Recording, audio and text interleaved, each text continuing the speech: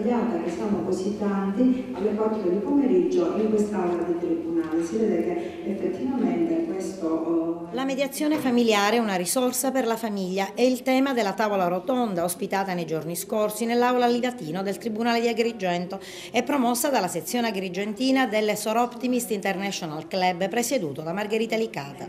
Resta poco da dire a chi poi... I valori fondamentali della famiglia che cambia, gli aspetti giuridici e l'importanza della mediazione familiare, la gestione del dolore del bambino nella separazione sono alcuni degli interessanti ed attuali argomenti approfonditi da relatori d'eccezione, tra cui l'Arcivescovo di Agrigento, Sua Eccellenza Francesco Montenegro, il Presidente del Tribunale di Agrigento Luigi D'Angelo, l'assessore comunale Patrizia Pilato, la psicologa Rossana Geraci e la pedagogista Tiziana Cittadin.